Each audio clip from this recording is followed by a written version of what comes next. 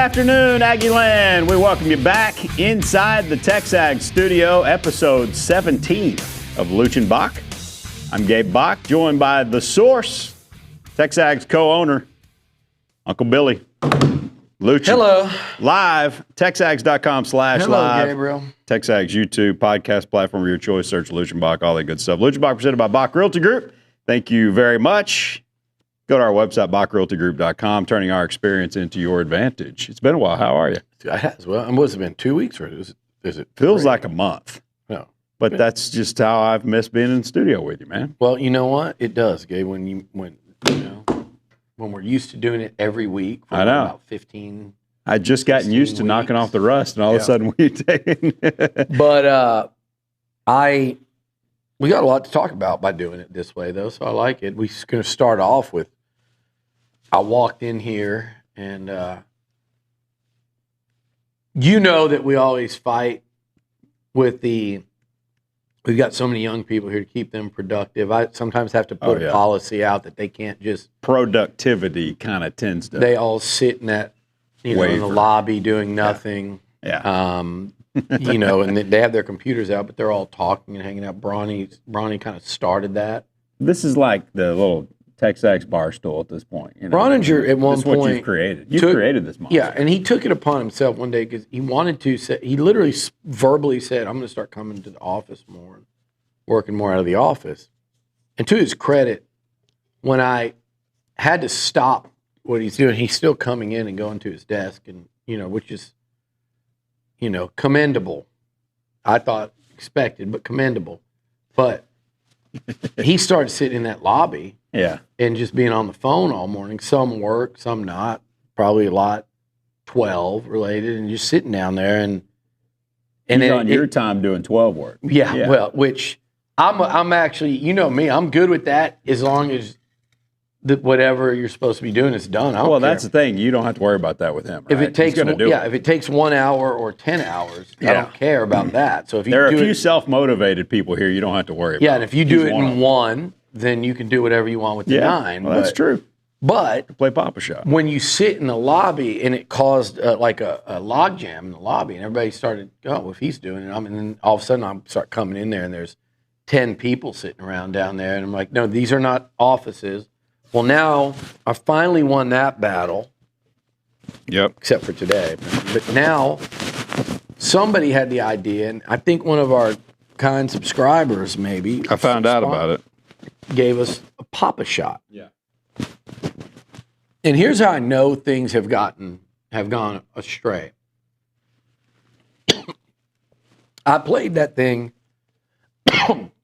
The first time I played it, I scored like 24. I heard you had the record. I scored like 24.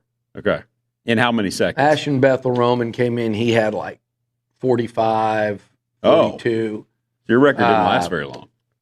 Wilkin Formby came in, had like 24. We're keeping score of the players, athletes that come through. And that's going to be that was kind of the concept was, hey, it'll be social media content. The athletes come, we keep scoring. You've been wanting to do something with that studio. So, we're going to do more, but so I play it a second time, I score 86. Holy so I played, smokes. well, you get bonus. You get bonus at fifth. Were you wearing your readers? No, I just, you do it like this. Yeah. So anyway, 86 was, like they were scoring, everybody else was scoring like in the 40s. Yeah. Well, now I see that my 86 has gone so far down. Everyone in the office from Callie to Zane to Luke, I don't think Zane's got it yet, to Luke. And I got to go, how many games are these people playing that their numbers are just soaring and the productivity wasted has been incredible. And so I've got people now kind of monitoring the situation and keeping tabs on how many games everybody's playing. So this thing might be gone before it even starts because they can't help themselves. But the athletes that come through here on a given week has got to be more than a dozen. I know, it'd be and fun. The fact that they're all doing it and challenging each other. Elko comes in, we have him do it. Yeah. Bucky do it. So who's got Trisha the record right now? And has anybody Jamie. gotten over 100? Yeah, I think somebody finally yesterday cracked 100. Okay. Everybody's like creeping up on 100. Okay. Now, so. I just was talking to Nick before you walked in. Is for a blind guy, I don't understand your level of accuracy on things like. Here's what Billy's really good at. It's wadding up a piece of paper and looking at a trash can 25 feet away and splashing it. For a guy that can't see, I don't understand. Gum, I'm real good at that. Into a trash can, a spit of What's gum. the secret, though? Throwing something. Because it is foggy for you. If I'm throwing anything at anybody's head, I'm probably hitting them. You don't see stop signs. You can throw it accurately and drop a 30-yard fade dime. I can throw the football pretty good, but that's it. I can't shoot a basketball well. That's the problem. I don't know. Well, I wasn't going there. That's that lefty. I think this elbow gets out. Yeah, I mean, I'm not terrible, but I'm certainly nowhere near good. Yeah. All right. Well, hey, by the way, happy birthday week. Oh, thank you. Coming up Sunday, right? Yeah. Heck yeah. You know how I know Megan that, right? Too, yeah. Exactly. Is she, the 12th or the 13th? Okay. So, and this always coincides with, this is always a deal where the opening weekend of Aggie baseball, I watch less baseball than any other weekend of the year. Yeah. Because we're doing her birthday, Valentine's, and Billy Liucci's birthday. Exactly. There you go. But isn't this, we're going in, starting this Friday. This is, you take out football. This is an unbelievable time to be a college sports fan, especially when your basketball team is good. That's the deal. Your basketball team's got to be good. And then it's hard to beat. Now to the Masters, it's hard to beat. Because it's great. Like for everyone, the start of college baseball is great. And certainly for everyone in the SEC, because everyone has hope every year. Because you got a squad. Absolutely. Now you're playing 15 other squads, so you never know where you're going to end up in that. But the start of baseball season, but it's not like you're playing now less than ever. I looked at all the SEC non-conference schedules, and nobody does it right anymore as far as I'm concerned. And it's all because of these, I think they're like shitty little tournaments, honestly. Like the Houston one's great, but even then, like you're like 4 SEC teams, you're not playing each other. Like that one we're playing in isn't bad, is it? But none of them are bad, but there's a lot of them now. Like I don't get too excited. Who are we playing? Arizona State and who? Like a couple years ago, Virginia Tech, is it? Mm-hmm. Couple years ago, they played Arizona State and USC. Like I like these series. Like I'd love for Texas A&M to go play a 3-game series against Miami or Stanford. Yeah. Have Stanford coming in here this month, or the U, or Virginia Tech, Clemson, UCLA, Arizona State. Yeah, imagine like a series at Bluebell with Clemson. I wish we played more than the Oaklands of the world. Yeah. And Penn. And it's not just A&M; it's now everyone. Remember when Ten Lincecum came in here for a home tournament? No, but back in the MJ days, that used to be we hosted that home tournament, second weekend of the year. But even then, I wonder where did Lincecum play? Or he'd play like San Diego, Washington or something. Yeah. So, I'm talking about like playing a fellow top 20 program in a series, home and home even. But I understand, and I've talked a lot, I understand why you don't do it anymore. I just wish they could. But the SEC schedule is so brutal, and you're doing everything you can to kind of ramp up to that without taking any damage ahead of time. I completely understand it. And it's the same thing for the ACC teams to go, why would we go to College Station, Texas and play A&M and risk dropping 2 or 3 or getting swept?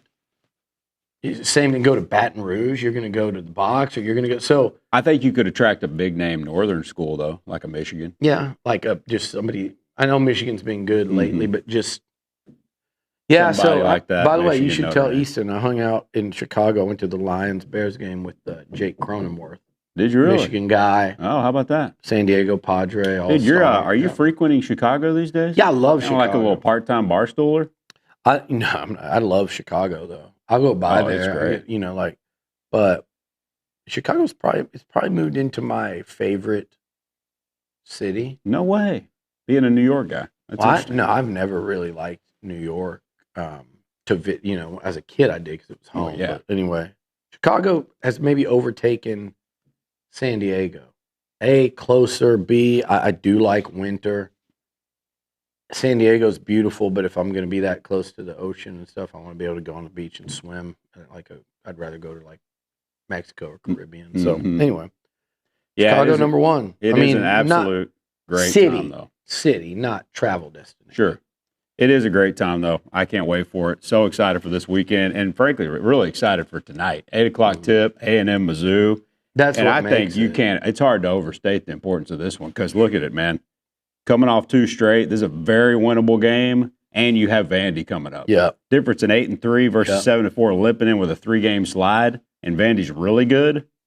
You could be sitting staring at 7-5 if you're not careful. I mean, this is to me to date the game of the year. We got to have this one tonight, man. Yeah, they do, because my thing too is if you get 2 of these next 3, Yeah. you're in great. You're feeling so good about where you're at. You are. If you get 2 of these next 3, you're 9-4, 5 left. You might get in with 1. You probably would, but you're locked in. I think with 2, and you're at OU. None of these are easy. Although LSU look like they're starting to mail it in, and so more importantly, their fans do. And then, but OU had just coming off a big win, 9 in a row. But they've been playing teams really close. That's right. But OU at LSU, those games and then Texas and Kentucky at home. I'm leaving at Arkansas out for now because they don't lose at home. But out of those 4, it is.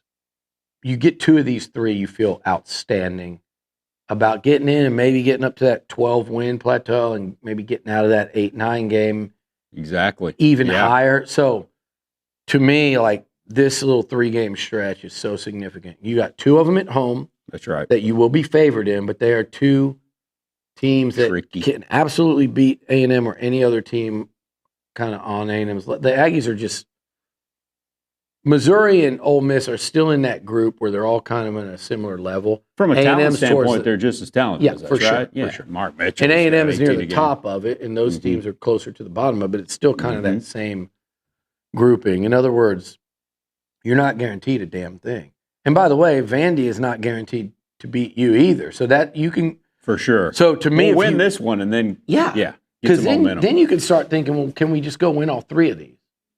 But they need to not figure it out tonight, not roll into a road game in Nashville on a 3-game losing streak. Yes. So this is a big one, man. I agree. So what do you need to see in the first stanza? Because, the first stanza crushed us last week. Now, I get it. Florida's really good. And then, it wasn't an easy shot to be had, but, 24-25 is not Bucky-ball, and I never expect that to happen again, ever. No. Nobody does that. That was just an odd deal all the way around. By the first stanza, too, it's 2 games ago, their first stanza was the exact opposite. Exactly. They were up 20-2 or whatever on the road. Ended up getting to 22-2, scored 20 in a row. So I just think they just need to do what they do and just flush that. I think Florida, I think there was a lot of things that factored in there. I think they were pressing early. Florida's length really got to them. Even on those threes, they were rushing them maybe when they didn't really have to. The layups and the missed putback, that had everything to do with the length and just for sure. Trying to. I saw one layup where I thought a guy could have just gone straight up, and he kind of did one of these, and it makes the shot so much harder. And part of that is their length, and part of that is the mental effect that length has, and it just kind of got progressively, more impactful. So, again, in Florida, they did the same thing to Alabama.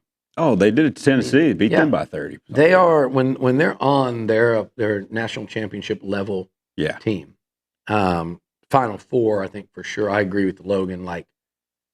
To win it all, those guards are going to have to play well in the tournament. And they played really well the other night, but I just, I'm not as sold on them as I am those bigs. They're not quite as good as they were last year. Wasn't Aberdeen still there, and then they lost those guards to the draft? The main guy, Aberdeen was one of them, but who was the Richard and who was the MVP of the? I can't believe we're not thinking of his name. Help me out, Nick. MVP of the whole Final 4, I think. And they picked up Boogie they've still got. I mean, they're good enough. And to me, they're the best team. Lee's in the league. legit too. And he is. And the Baugh kid. Well, Baugh and Condon have been there forever. It seems like. I remember a couple years ago at Reed Arena going, look at these dudes. We don't have anything that looks like them at all. And they were young back then. Now they're championship caliber. Oh, Clayton. Will Clayton Jr. Yeah. From saw him St. John's. Was he from saw St. him John's? playing against the Mavs the other day. Did in you? person with these. He was St. John's? I think he's St. John's and he transferred to. He was like Siena or something like that.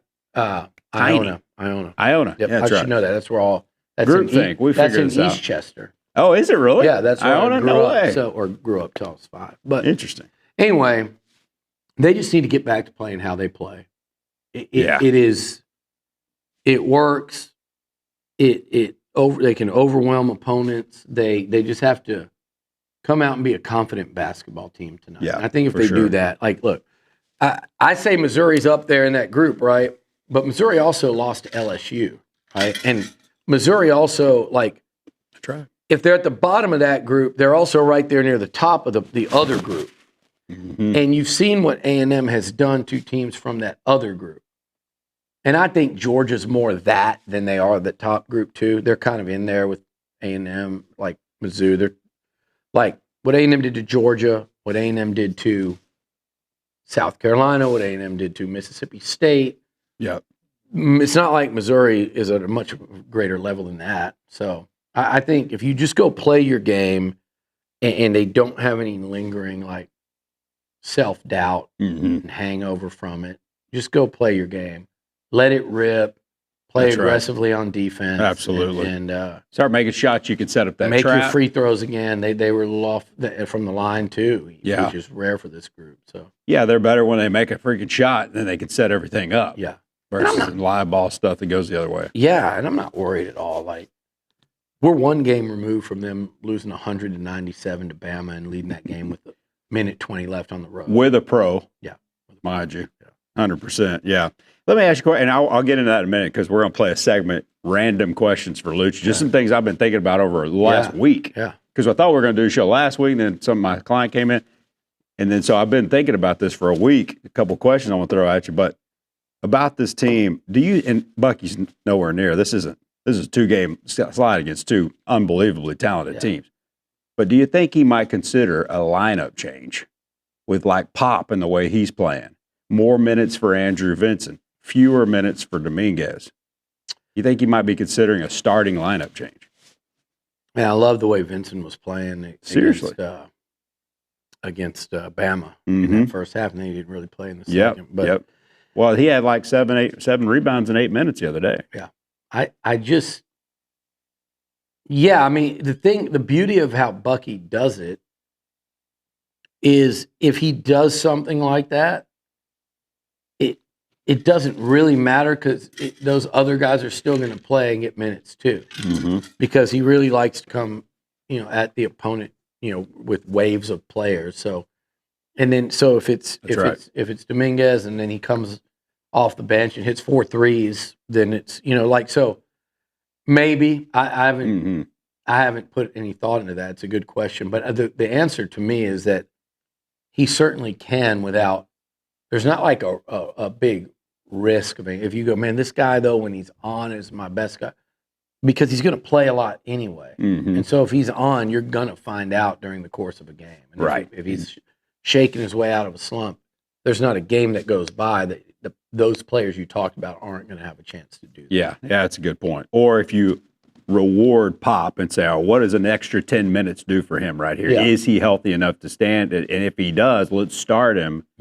Jakari's got the personality that won't matter at all. Yeah. And I think the whole team does, honestly. I think they're buying in. They understand that we're going to get our opportunities and we're going to get our shots. This is not like being a backup quarterback where you're like, damn, I might not play for 5 weeks. I might not even get in for mop-up time now that we started SEC play. It's not like that. No, not at all.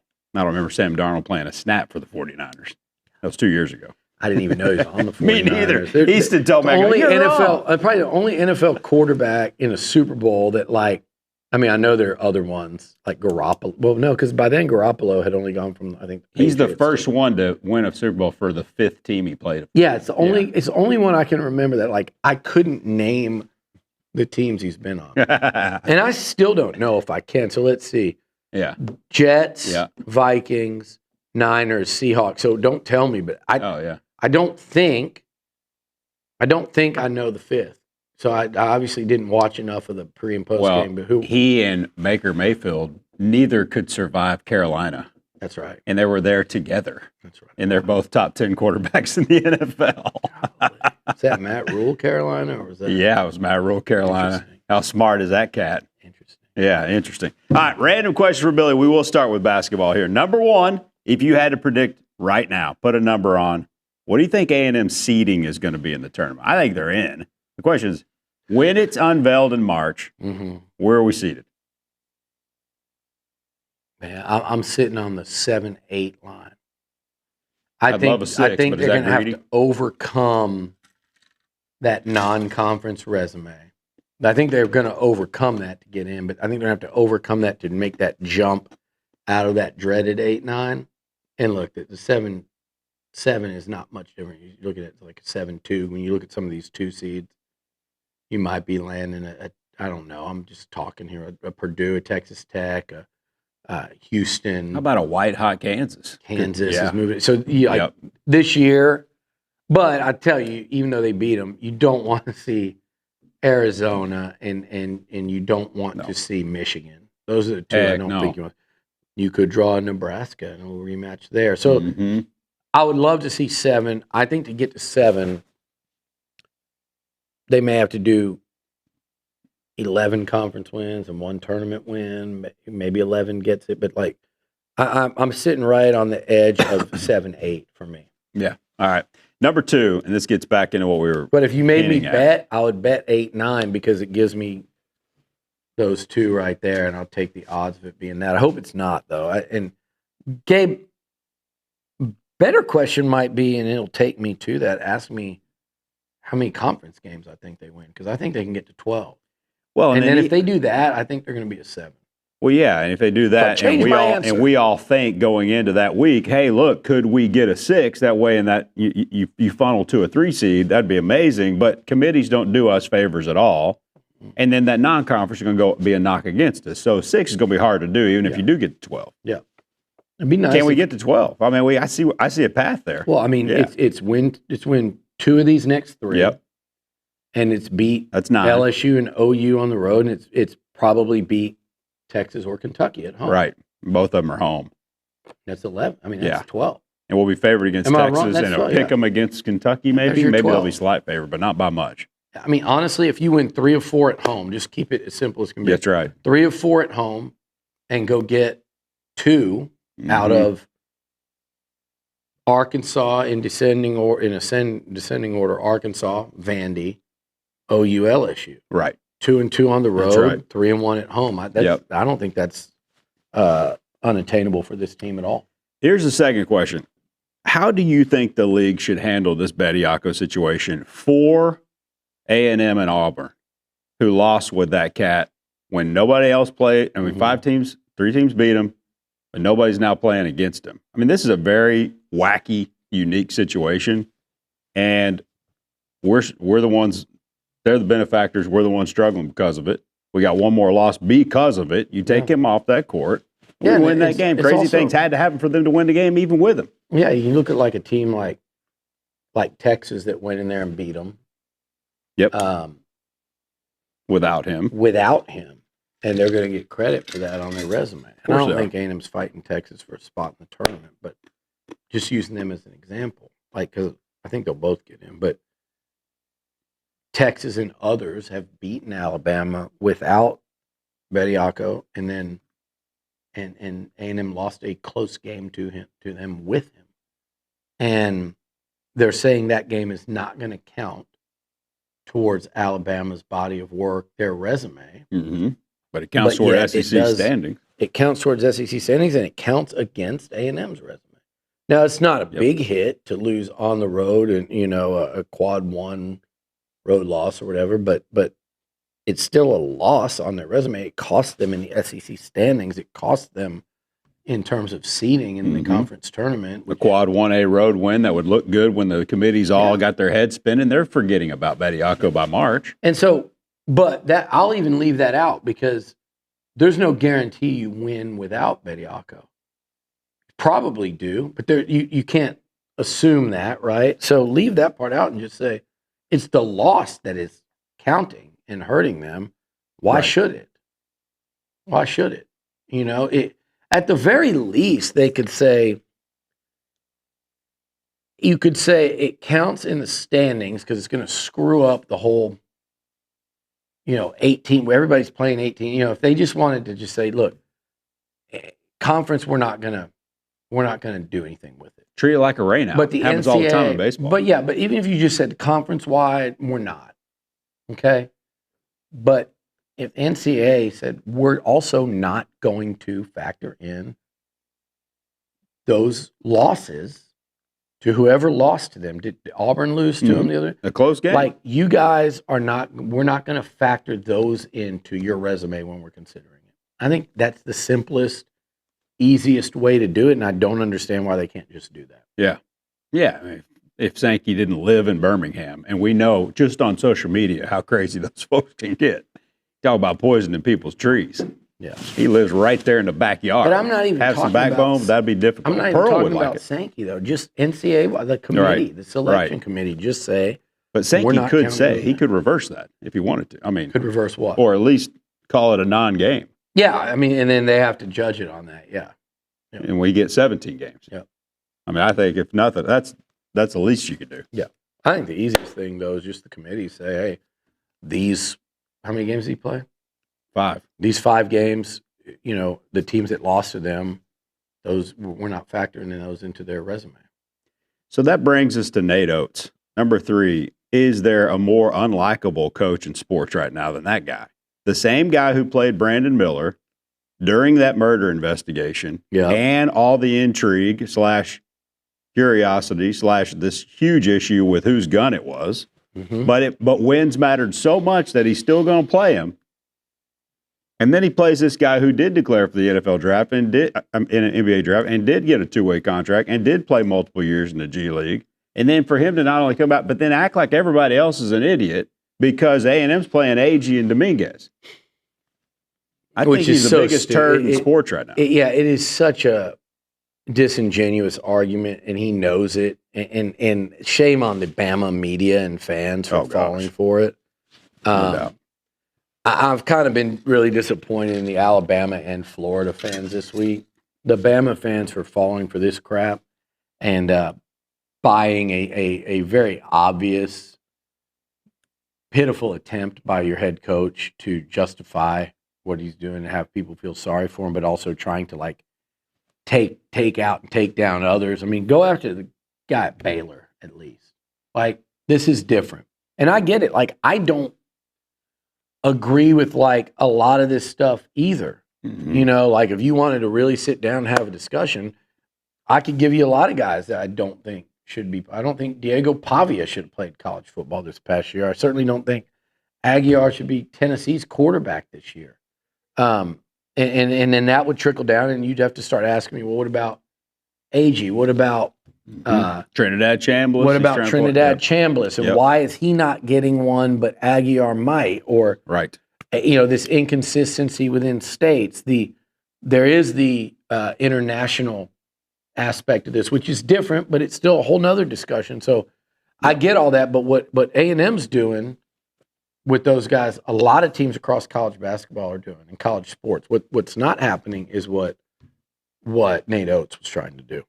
It's happening there's a couple of examples, period. And I think that more than anything else is what really opens up Pandora's box. With Aggie, you could see how many years he played basketball and actually played it. And I could give you a ton of examples. Did some kid just get a 9th year? The Miami tight end was in year 8 or 9. I can give you a million examples of that. This is uncharted territory, and it can cause, I think, an absolute disaster for college sports.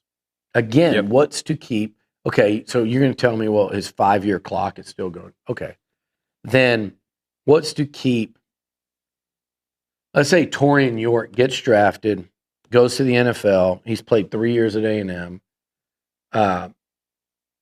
goes through a season on the practice squad, gets paid, is on an NFL roster. He's practice squad and says, you know what? I got 1 more year left. I'm going to come back and play college football. No, I think that's crazy. But if Bediako gets it, then he's justified. So many people can do that. Right. So. Hey, Rob Williams, you're not playing much for the Trailblazers or where the heck you're. Come on back. Well, you got but one. again, I know, that 5 years up. right. So, but I'm saying, but yeah, then it's then that. do it and just get a judge to make it Then happen. it's that. Then it's a whole nother. So, but anyway, I'm Oates and the Bama media people and fans, and then these Florida media people that are getting so up in arms over, like any of you guys in a Florida beat that are so upset by that. I give you the option to come forearm me in the back when I'm not looking. And, like, it's not, unless you go like elbow to like lower back, but like forearm to the back, come over, do it. I'm old. I'm not an athlete. It's not going to do anything to me. If we're playing pickup basketball and you or Nuno or anybody did that, any of us growing up, and especially if I had you by 7 inches and probably 4 or 5 inches and 50 pounds, 40 pounds, and you did that to me, I'm turning around going, all right, MFer, okay, we're about to see. Or I just point at the scoreboard and go, he should have been flagranted. Yeah. It was a little cheap shot, but I watched that game, and Florida was getting really walking the line physically the whole game too. And guess what? I didn't have a problem with it. It's basketball. It's we grew sports. up watching that in the Big East. And not tee him up, flagrant foul him. That's fine. But don't make it like. And Todd Golden, he acted like such a what after that game, and I think and the assistant, and they're backing up the assistant. But I think Golden, my opinion, from what I saw, and then what I heard afterwards, and what he allegedly, what somebody that would know told me he said to one of our players in the line, then what he called them, like, if any of that's true, and certainly if all of it's true, to me, he was an instigator of the whole thing, and his should assistant, be above that. Yeah. It's like Lane Kiffin going after Bryce Anderson. But if you're the head coach, no, it's worse because it was after the game, handshake line, tensions were hot, and it seemed to me like the players were going to leave that logo, and there was one person kind of keeping them on there. And by the way, he may or may not have said, bleep you mother bleeper, to someone that used to work with us in the game while he was coaching, who was sitting in the stands. Wow. So that is golden. And so we'll see. I think this deal is not a long-lasting run at the top for him. This is not Coach K in the making. Yeah. There's too many other red flags. So I'm not like overly worried about it. But like I said, let's just not, like as the fans on Twitter and their media, can we not make it like someone undercut a Florida Gator going to the basket on a breakaway and took their legs out from under them? It was a forearm to the back that took it one step further than all the contact that was going on throughout that game. Both sides, which I was, again, okay with.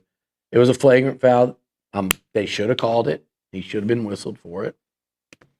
That's that. Yeah. But treating that assistant with the integrity of a Terry Price or something. Yeah. At the same time, when he was the one going after players too. Yeah, exactly. Like making him out to be like some martyr. But like to me, like both those fan bases I've just been like, come on, guys. Yeah. Your national championship basketball program, your national championship football program, how many times over, your Final Four basketball program. Let's not cry too much about this stuff. All right, question 4, not to make you feel old, but it is your birthday coming up. And how old do you feel when you see Tam Hollingshead's son, Drew, as an offensive analyst here in Las Vegas, the Raiders hiring Gary Kubiak's son, who you know, Yeah. And then you got Tiger Woods' son, Charlie, committing to play college golf at Florida State. I mean, falling down the stairs 2 months ago, and I was hobbling around for 3 weeks, that made me feel old. This made me feel even older. I love especially the Charlie Woods thing. The Charlie Woods thing, I didn't even know how old that kid was. So that he was definitely, 10. That definitely snuck up on me. But the Hollingshead thing, it does make you feel old. And I remember him coaching Dan. Heck yeah. I remember him. He was literally my roommate's coach, position coach. And then And Drew had to be how old? Grade school? By the way, a little thing. When we're trying to steer this thing and not give me or us credit for breaking stories, let's not be disingenuous. When Drew Hollingshead posts a picture and says gig him and it's his dad coaching at A&M a week prior to him taking the job, a week prior, and then that day tweets that out again. That is not him announcing that he is going to Texas A&M. I announced it. I broke it.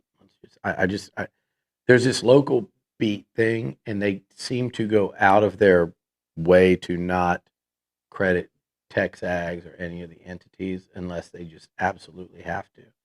And it almost at times feels like it's in concert. So it's just, come on, guys. Like, because we'll do the same thing back. And we'll do the same thing back. Like, however it's treated is how we'll do it. I'm so outside that realm these days, but I'll just say I miss Homer Jacobs. Yeah. And the like. And Brent. Yep. Yeah. No question about it. They were, that's the way they would do it. Yep. All right.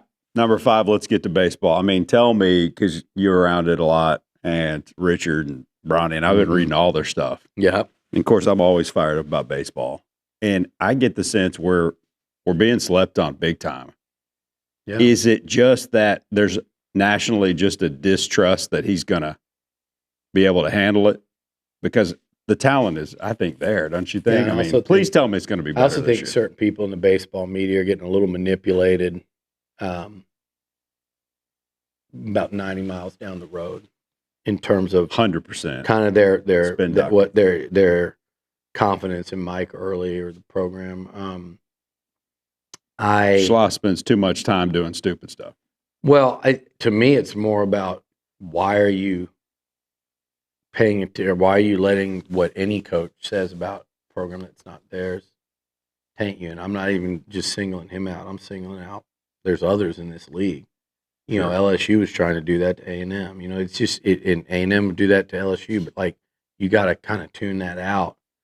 But I think there's skepticism on early, which is fair. He'll tell you that because all you have is one season of work. I think people are missing how much he pulled that thing together.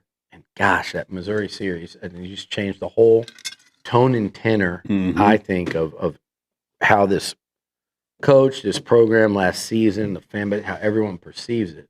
The fans are all in, but they're like, you can tell it's like a nervous optimism. Again, you win that series and sweep it like you should have because everyone else did. But even win the series, you're in the postseason, and it would have been a pretty miraculous rally to get there. Yeah, it was prior to that series. And you saw how they played in Hoover to almost pull that off.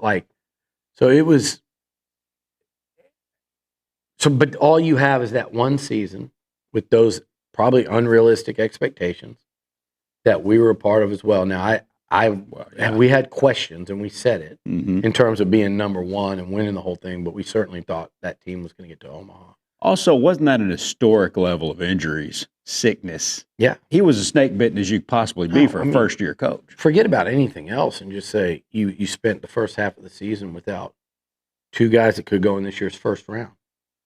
The entire season and then you added in, so you went the whole season without one, but I'm saying your start as a new coach was my ace closer done in like week 1. Yep. And two of my 3 first-round draft picks in the lineup out till one all year, one till so. And Sorrell never was perfect. That in and of itself, right? Yeah, you didn't have Sorrell when you were trying to win in that SEC tournament. He got hurt in that first game. So, Anyway, all that to be said, I get the ranking. I get them being slept on. Here's another reason why. If I'm looking at this team, I'm going, what about their pitching? And I know there's optimism across the tracks there. I know there's optimism. And I know even with the preseason injury there, that they think that this pitching staff can be deeper and even better, but especially deeper in the bullpen. Like, what did they really have last year in the pen once Stewie went down? Exactly. And so, and fresh corn wasn't fresh corn until the very end. Yeah. You saw what he did to the eventual national champs. That was Exactly. what a building block that could be. But 2 of your 3, you lost all 3 weekend starters. And 2 of your 3, one of them's coming off Tommy John, and one of them's moving from the bullpen to starter. And both of them can be elite. Both of them have filthy stuff and could be outstanding SEC pitchers. But if you want to tell me you're skeptical because of last year's performance and that part of the pitching part of it, I would say, sure, I understand, especially when you're comparing them to their rank, pick 13th in the SEC. I've seen you compare them to the 12 or, teams ahead of them, there's probably more answers than what A&M's got. Yeah. But when you look at the Aggies, they absolutely could be one of those teams, and I think they will, that move way up in the conference and people go, oh, we were sleeping on them. I love the cliff factor. I love that Early's getting back to focusing on hitters and letting some of that other stuff go that causes the game to get real fast on you, which Schloss was really good at. In game, he liked to be a part of the run game and do all the signs. Look, you got Cliff Pennington at third base box. Yeah. Give him autonomy and let him run it, which he's doing. Now he can focus on getting back to what he's so great at. He's one of the best in the country at it. I'm excited about that, and I'm really excited about this lineup. Yeah, I am too. TK, Sorrell, Hakopian, Bear. The young guys. I always forget about Bear, too. Bear's freaking good. But but like Bear and Royo, when they both heated up, kind of Bear was kind of right when the team really started to go, and then Royo there, right after that. When those guys were hot and on, it changed a lot for this team. But these freshmen, man. Yeah, the big kid, Kellner Jorian Wilson. And Jorian Wilson is a guy they're really talking about. Nico Partita, people have been telling me about for a couple of years down there in Houston that I trust. So those 3 in particular, could be really impactful. Yeah. I'm excited about baseball, excited about the lineup. I think we're going to be a lot better than people think we are. Yeah. I really do. All right, Billy, on the TexAgs Huddle podcast or show, A&M wide receiver Ashton Bethel-Roman predicted this about his personal outlook for next year. I haven't even heard it yet. He said, quote, explosive and dangerous. It's going to be a problem. I'm going to be a problem. So my question for you is, are too many people overlooking him in light of getting Isaiah Horton and the return of Mario Cravers? You got 2 potential All-Americans there, but what about ABR's future? Are we overlooking ABR a little bit? I think they absolutely are. Yeah. And that was a guy that, by the way, a lot of people came after tampering. Oh, trying really? to get him in the portal. Absolutely. A lot of people came after him, especially during, I think they were trying to prey on the fact that A&M spent a couple weeks trying to get Cam Coleman. Because remember, the Horton thing popped up late. So it wasn't like that wasn't hanging out there for a long time. And I think people were, I know they were absolutely trying to tamper and get Ashton Bethel-Roman going. He's a coveted player, and he was certainly more coveted by A&M because nobody knows what he's got more so than the Aggies. And our offensive coordinator. And you look, and you look at some of those plays and games he had. The Arkansas game, the catch against LSU, the game against South Carolina. Again, like Ashton Bethel-Roman is why A&M made it, because if he doesn't do everything he did in that second half, we don't pull it off. They don't make the playoff. And by the way, got hurt in that game and was not healthy. I know he scored what? Did he score 2 touchdowns or one? He had that long touchdown against Samford, but he was not. I watched him limp around. He wasn't healthy in that one. He certainly wasn't. He got hurt again against Texas and still didn't seem all the way himself against Miami. So I think people forget that those 3 receivers were hurt in the final month of the season. I talked to Mario Craver about it. I forget what he was a shell of himself at the end, right? I think he said Missouri might have been when he got, I forget what it was. But No, Ashton Bethel-Roman can make sensational catches. He's got breakaway speed. He's not a short, like 5'9" guy at all, 5'10". He's taller. He's a stud, man. And I think he can be, I agree with him that he can be a breakout player in the SEC. You know, like, if they spread it around through 3 receivers, the third one won't be putting up like massive numbers, but I think the first 2 could. So, I mean, I could see Ashton Bethel-Roman being a guy that threatens. I think 2 of those 3 will threaten 1,000. You know, as long as the O-line's good enough. Yeah, I think 2 of those 3 are going to put up big time numbers, and so there's no reason why that might not be him. Who was that against right there? Was that Stanford? So he had 2 touchdowns. Yeah. I think he had stud, 2, man. and I'm I a think big fan of him. Concepcion had 1. Huge fan of number 3, who I don't know if he's wearing 3 this year. I saw a video where he was wearing a different number. Was it 5? Maybe so. All anyway, right, let's go. I am not. Look at that catch. I am not a try to get likes on Twitter with number change guy. Like one That's player, a long these people non-title. that spy something on one of the players' Instagrams and then like 19 different entities quote tweet it. Looks like Gabe Bock's making the move from number 3 to number 4, and then it's like, damn, that's an automatic 300 likes. You know? Let's go to Chris Middleton, because you did tweet this because he played his first game with the Mavs yesterday, and you called him, quote, one of the most successful Aggies of all time in terms of their pro success. And when you lay it out, you're like, oh, crap. I remember he was an NBA champ. I forgot he made 3 All-Star games. Yep. I remember the gold medal. And then you're like, wow, he probably made $100 million. No, he made $300 million so far, and is making 33 this year, by the way. $300 million in earnings for this guy. So I'm going to ask you. $300 million. Like, who has made more? I haven't. Maybe DeAndre? Has Von Miller even made that much? I don't think so. I mean, maybe. Well, Myles Garrett eventually, probably. Yes. But Middleton might be coming in. I'd be interested. Look, Nick, why don't you look up DeAndre Jordan career earnings? Yeah. I mean, it's amazing, Text Gabe, me that, Nick. where A&M sports has gone. Like, they went so long without having like an NBA player, much less a star. Oh yeah.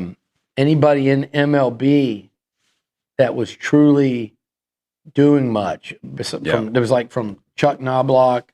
I know there are guys in between, but it was like the Cliffs that are 10-year vets. Yeah, Cliff and Naquin. Mm-hmm. How long did Naquin go? Naquin went 7-8 years. Yeah, like guys like that. But Waka's had a great career. Well, I was going to say Waka's one, and Stripling. Yeah. So like they all kind of came around right around the time. I always kind of go back to the AC Law.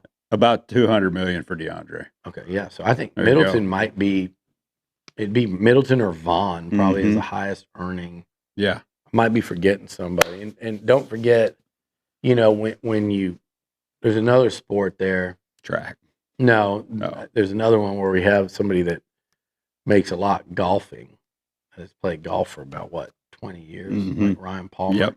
I don't know what his career earnings are, but anyway. You can make a killing in golf. My point is, it's been so long, and then all of a sudden, Dante Hall was kind of, I would say, like from Chuck Knobloch, who was a professional sports star from A&M in the 90s.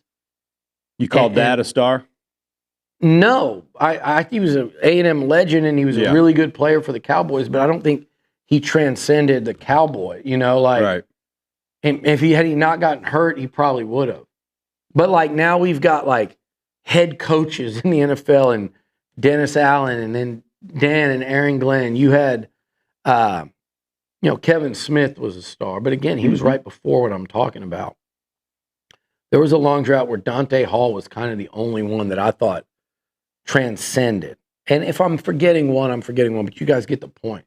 Now you go AC Law at A&M. He becomes this star of his sport at the college level. Then the women's basketball wins the national title. Pat Henry gets here, starts winning them right and left in track and field, and starts producing all these Olympians. And then right shortly after that, all of a sudden now you go Von Miller, Ryan Tannehill, And then you go Jake, Luke, Johnny, Mike, Affetti, Abwehi, Myles, Christian Kirk. I'm forgetting somebody in there too. Like, Yeah. you just keep going, and then you've got, you mentioned the baseball guys, Mm-hmm. and then DeAndre, Alex Caruso. And then at the college level, the baseball team goes to the national championship. You got DeAndre Caruso, Daniel House, but particularly DeAndre Caruso and Chris Middleton. Mm-hmm. Those are NBA stars. Yeah. And there's 3 of them that were active at the same time. Versus, I mean, has an Aggie won the NBA title? How many years? Is it 3 years in a row, or was there a breakup year? Because DeAndre Caruso won it. did it. DeAndre did it as a backup to Joker. Yeah. And then Middleton. Yeah. So I don't know if that was 3 in a row. Maybe 3 and 4 years. Yeah. Or maybe it was 3 in a row, starting with Caruso. And then Caruso won his second. Yeah. So anyway, the whole thing has been it's been fun to watch, and it should keep going now. And you look at the NFL Combine, you've got 10 Aggies and potentially 3 first-round picks. You had the SEC Defensive Player of the Year in Cassius Howell. Football went to the playoffs. Volleyball just won a national title, like Logan Lednicki and Casapala. All these girls are like national names in their sport. So Stowers. Potential Olympians, Stowers. Like, so it's a fun time. It's been a fun run, and a lot of it has coincided with competing in the SEC. Oh, yeah. A lot of this is well, you're going to get the stage and the spotlight. Yeah. To succeed or not. And now in the era of NIL, you're also going to get the players. Mm-hmm. Yeah. So, especially when you're a half. So my question would be, who on this football team? We mentioned the baseball, Grahovic, Sorrell, Hakopian. Like, you could definitely have some first round. I mean, they're projected to go first round. You could have some 3 possible. National Player of the Year candidates. And don't forget, Sadeo could go in the first round. Yeah. Or Moss. So, who on this football team next year, Gabe, do you think could be true star level, whether it be in college, in the pros, or both? Like, he could go young, 10 old. has star power written all over him. Personality-wise, I'd like to see him gain some weight. But, I mean, Jaden Daniels didn't in college. Style of play. Yeah. Marcel Reed. He's attractive to watch play. Yeah, and we know he's got to get better. Everybody wants to say that. By the way, so does Arch Manning. I didn't need to say that. Look, Ladora Sellers, some dude ranked him second in the SEC. Well, where would you get that? Versus our guy was ranked 8th. Yeah, so, I mean. What? Look at each player's ups last year. It's not even close. It's not even close. He's as high as anybody coming back besides Chambliss. Yeah. If Chambliss comes back. Yeah. And he played, I mean, he played as well as Chambliss most of the season. You got to give Chambliss the nod because of how he finished. Oh, but no question. It's like he's a beast. Through 11 games, you'd have a hard time. Mm-hmm. You go look at common opponents, you'd have a hard time. I've done it. I've looked at the numbers. But you got to give him the nod because of how he finished. He might not be playing, so who cares? Yeah, exactly. But if Marcel makes that jump, he could be a super. You know, he could Who be else a do you New think York besides guy. Marcel? That's why I ask, because that's tough, because it's not like last year where they had several, like, hey, that's going to be a first team all SEC guy going into the season, or a second teamer, or first round draft pick. Because I was super high on Cassius Howell, as everybody knows, and I was super high on Concepcion. I think Craver and Zay Horton have that. Horton's got that size to go with it, like the NFL body and speed combo. And then what if he has guys. a better year than Coleman? Then it's going to be the side by side. Like, oh, look at these two big. They had a better game than him in the Iron Bowl. I know. Oh, yeah. One guy scored 3 touchdowns. The other guy fumbled the game away. I'm just saying. Yep. That's right. Don't for 1 second mistake Horton's talent either. But I think, to me, Gabe, I would go with. If I'm looking for a second one, I would probably say Horton, but there's a wild card for me that it won't be this year, but a guy that I think can be really, really good, if not special for him, would be, I'll just say one of those 2 young backs. And I'll just say Morrow or Edwards.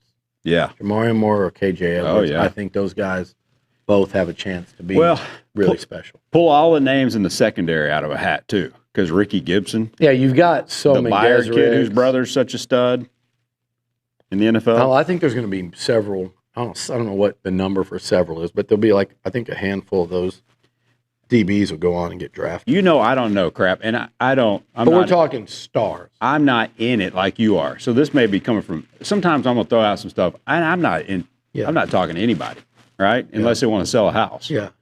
And I got one going too, by the way. Okay. Somebody you know. But anyway, All right. besides the point is, could Byard kind of finally did Elko finally find his Kyle Hamilton, that dude that can play on the edge of the box and just stonewall the run, but also so good against. I mean, does he project tackles like it? Yeah, He tackles like it. But the film's legit. I think Ratcliffe would tackle better closer too, in my Yeah. opinion. So it gives you flexibility.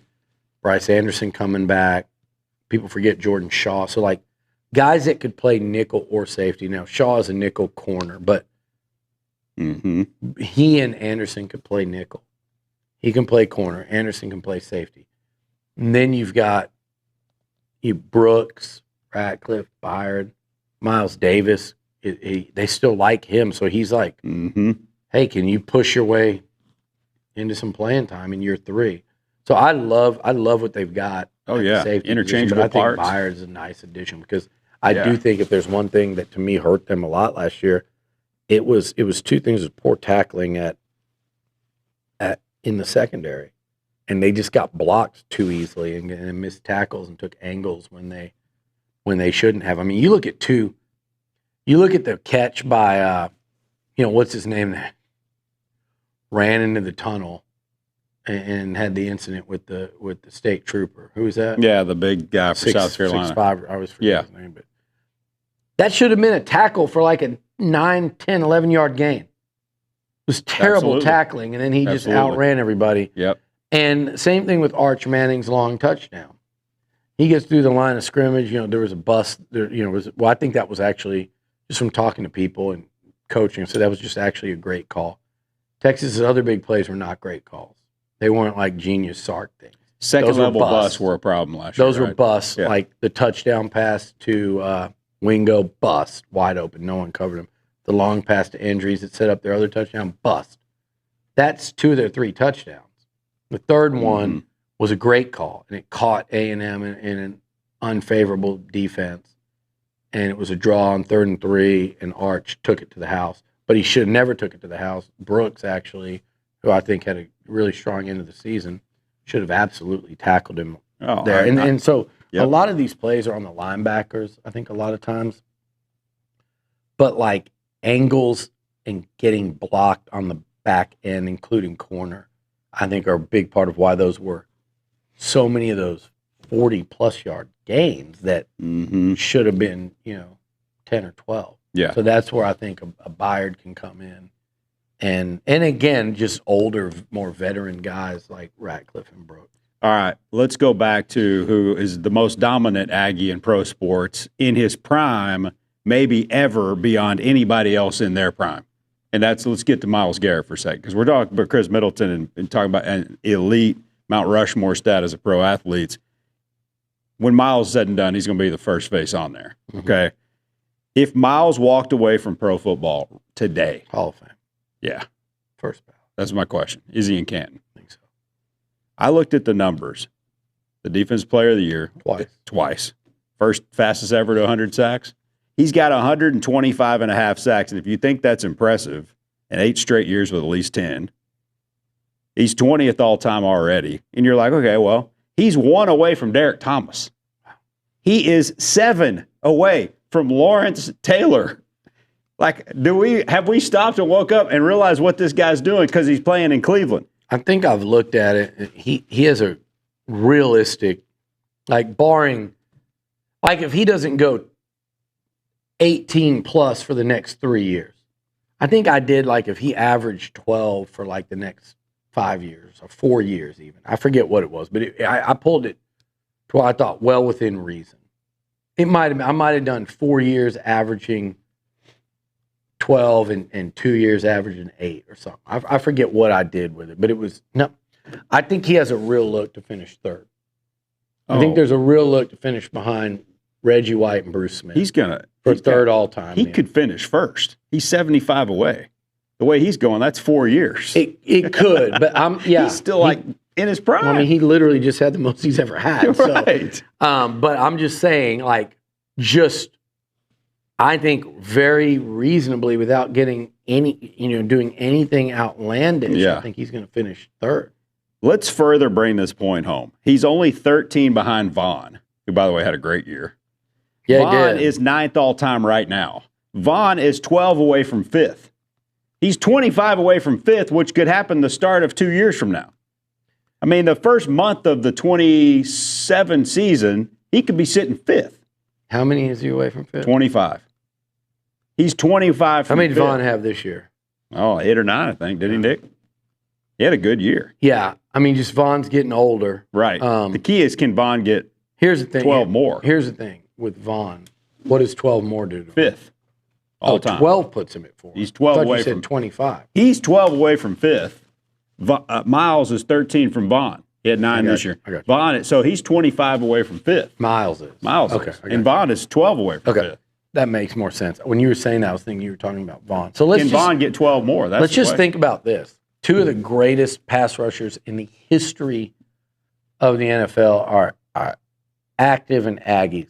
Yeah. 3 active A&M players are going to be in the NFL Hall of Fame. Four active NFL players will. I believe Jake Matthews will be in the Atlanta Falcons Ring of Honor. I think 4 players active will be in their teams. Well, and get me back in 3 years, 4 years with A-Chain. Well, if he can stay healthy. He's a budding star for sure. I think it was interesting. Amanda and I do that podcast. We were talking about, Bijan is as good an offensive player as there is in the NFL right now, and A-Chain ain't is right there. You look at the top 5 in rushing this year: Bijan Robinson, Devon A-Chain, Pro Bowl, Bijan, Devon. Both of them do it running. They do it catching the football. Both of them played in College Station in Austin at the same time. They overlap. What a storyline those 2 are. But scratch that for a second. Let's just say, how crazy is it that we talk about how cool it is with Caruso, Middleton, and DeAndre at the same time and all their accolades. I mean, 2 of those guys are Olympians. One of them's won 2 titles. Between them, they've won 4 NBA titles. They've played 3 of them played key roles on the title teams. DeAndre Jordan, when he was a key role guy, went to several All-Star games. He was first team.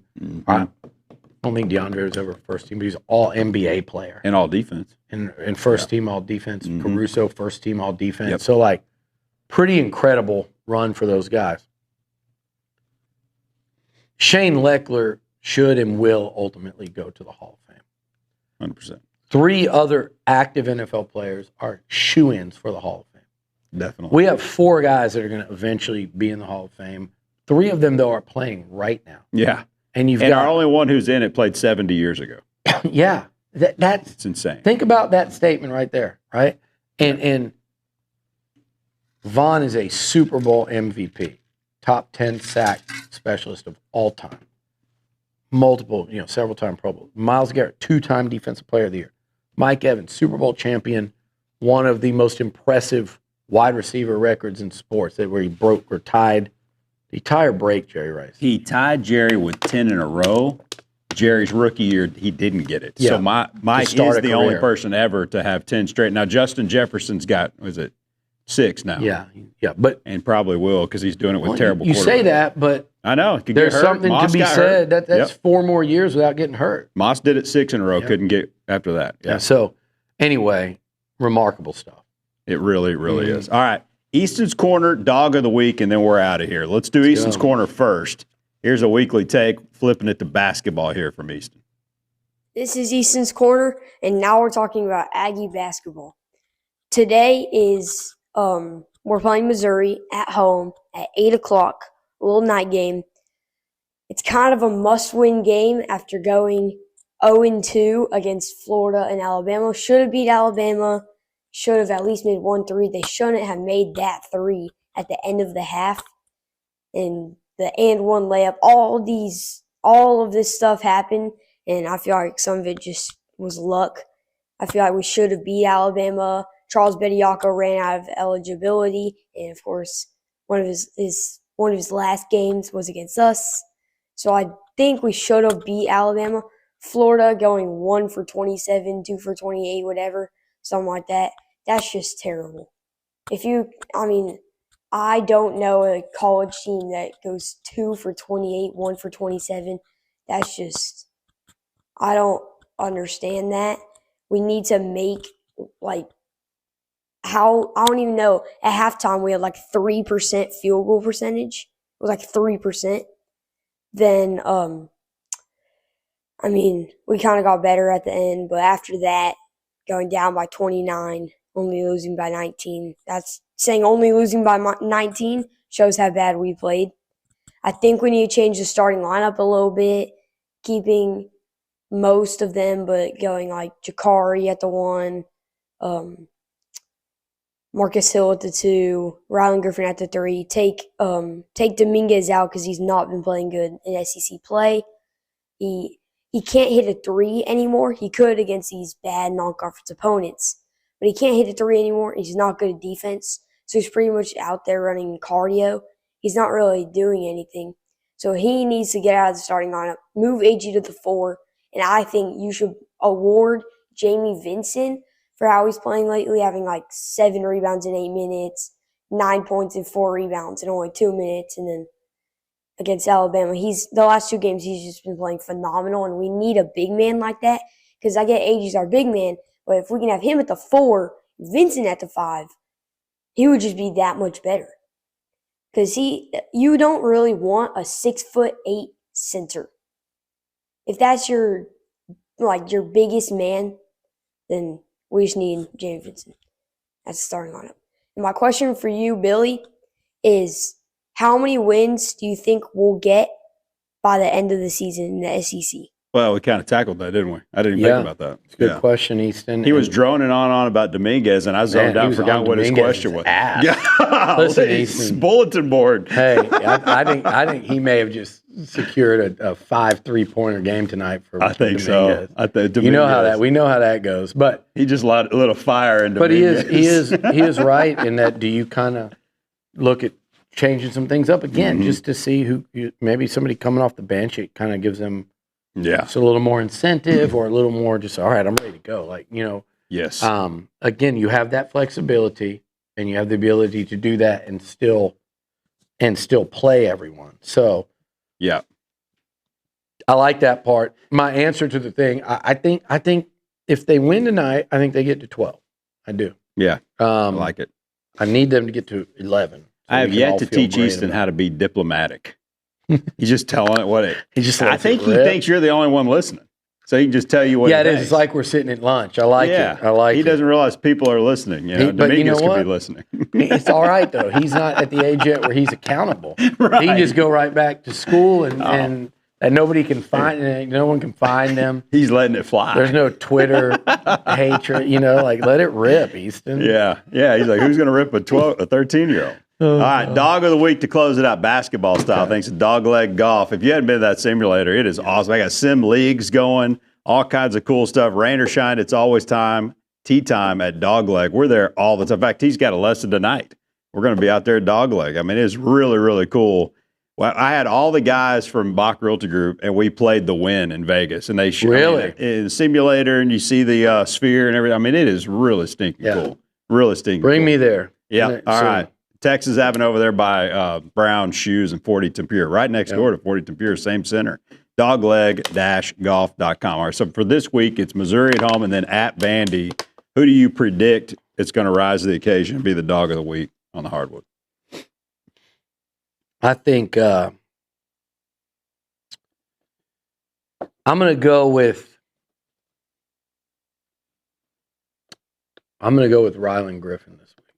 He's got some dog in it. I think it's a Rylan Griffin week. I think I think the Florida game and all that clearly got under his skin. He had that game, that played against his old teammates at Bama. I think he's probably going to be a guy that's pretty fired up after those 2 losses. I'm going to go with Rylan this week. Style of play, Missouri Vandy. I think I like him this week. Billy, give me Pop. I think Pop's got a ton of dog in him. I do too. Also, for a month and a half, we just didn't get to see the Pop that came and beat us twice, right? Yeah. Or at least scored 30 on us for 2 different teams. We beat them once, though, right? Yeah, they beat Creighton. Yeah, but, I mean, we've seen him rise. He had 30 against Kansas last year before he got hurt. Yeah. And now we're starting to see that glimmer. He's got a ton of fight, man. Yeah. I like what this kid's about when he's healthy, and I think he's healthy. Yeah, I think early in the year, you're watching going, and I didn't give up on it. Right. He looks like a guy that hadn't practiced much. Hobbling around there. And it was I believe it was a hip injury. That's hard. Not like where you just come back. So, yeah, I mean, and when he gets it going from 3, it's a really nice shot. Yep. You know, it looks good coming off his hand. So, I like that one. Yeah. I like that one. All right, buddy. All right, man. There you go. Episode 17 Good in one. the books. Going to go hit some Papa Shot. Play some Papa Shot. Get ready for that 8 p.m. tip with Mizzou tonight, 8 o'clock at Reed Arena. We'll see you there. Show up early. Don't be a millisecond late and be loud. Gig 'em. Oh, we'll talk to you.